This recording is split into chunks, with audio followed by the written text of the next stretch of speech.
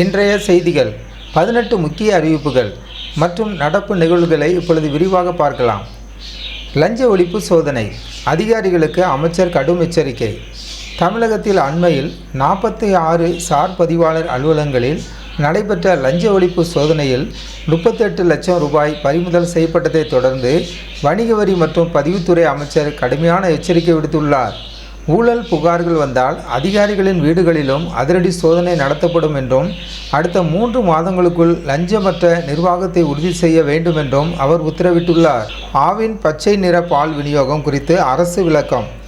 ஆவின் நிறுவனத்தின் பச்சை நிற கிரீன் மேஜிக் பால் விற்பனை நிறுத்தப்பட உள்ளதாக சமூக வலைத்தளங்களில் பரவி வரும் தகவல் முற்றிலும் வதந்தி என தமிழக அரசு மறுத்துள்ளது.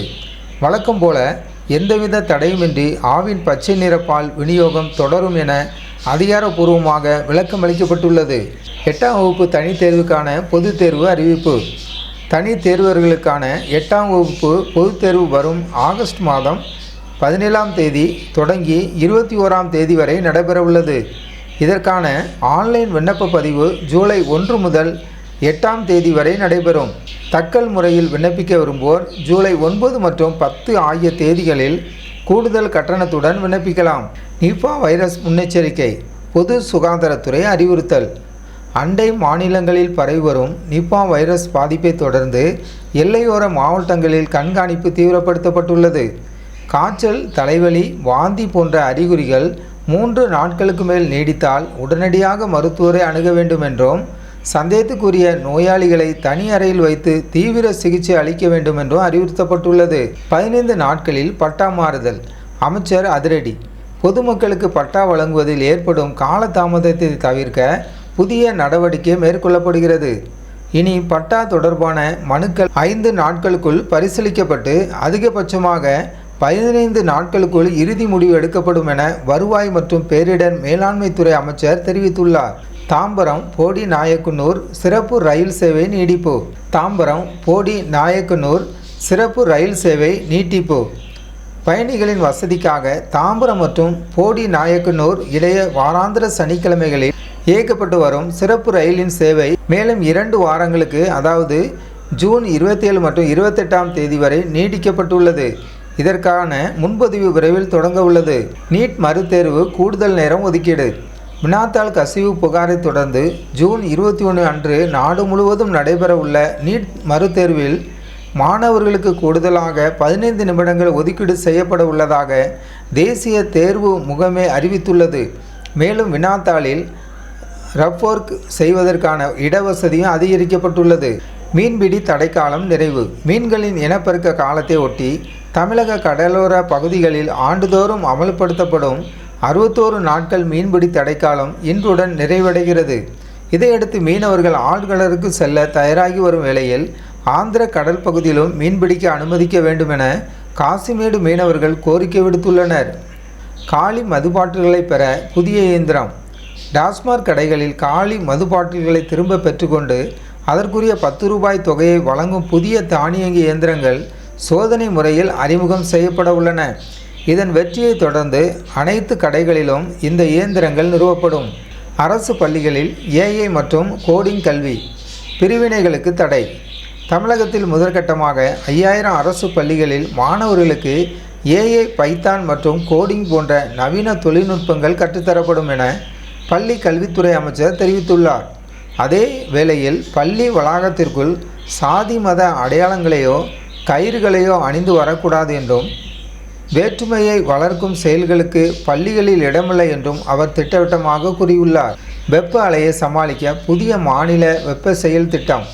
தமிழகத்தில் அதிகரித்து வரும் வெயிலின் தாக்கத்தில் இருந்து மக்களை பாதுகாக்க புதிய திட்டம் தொடங்கப்பட்டுள்ளது. இதன்படி கிராமப்புற மற்றும் நகர்ப்புற வார்டு வாரியாக வெப்ப அபாய வரைபடம் தயாரிக்கப்பட்டு நவீன தொழில்நுட்பம் மூலம் முன்கூட்டியே எச்சரிக்கை விடுக்கப்படும். இதில் முதியவர்கள், கர்ப்பிணிகள் மற்றும் வெளிப்புற தொழிலாளர்களுக்கு சிறப்பு முன்னுரிமை அளிக்கப்படும். திருச்சி கான்பூர் இடையே சிறப்பு ரயில். பயணிகள் கூட்ட நெரிசலை தவிர்க்கும் பொருட்டு உத்தரப்பிரதேச மாநிலம் கான்பூர் மற்றும் திருச்சி இடையே சிறப்பு ரயில்கள் இயக்கப்பட உள்ளன. இந்த ரயில்கள் தமிழகத்தில் காட்பாடி, ஜோலார்பேட்டை, சேலம், நாமக்கல் மற்றும் கரூர் ஆகிய நிலையங்களில் நின்று செல்லும் என தெற்கு ரயில்வே அறிவித்துள்ளது. அரக்கோணத்தில் பராமரிப்பு பணி 8 ரயில்கள் ரத்து.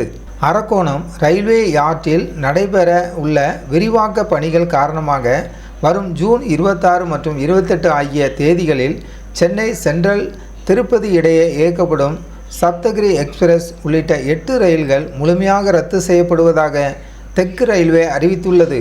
+2 விடைத்தாள் நகல் மற்றும் மறுமதிப்பீட்டிற்கு கால நீடிப்பு.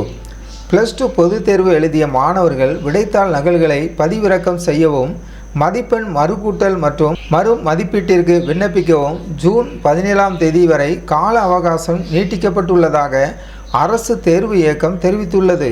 ஆதிதிராவிடர் நலத்துறை ஆசிரியர்களுக்கான பொது மாறுதல் கலந்தாய்வு. ஆதிதிராவிடர் நலத்துறையின் கீழ் இயங்கும் பள்ளி தலைமை ஆசிரியர்கள் மற்றும் ஆசிரியர்களுக்கான இணையவழி பொது மாறுதல் கலந்தாய்வு ஜூன் 16, 17 மற்றும் 18 ஆகிய தேதிகளில் அந்தந்த மாவட்ட அலுவலகங்களில் நடைபெறவுள்ளது. ஆன்லைனில் விண்ணப்பித்தவர்கள் மட்டுமே இதில் பங்கு பெற முடியும். நெல்லை ரயில்வே பணி.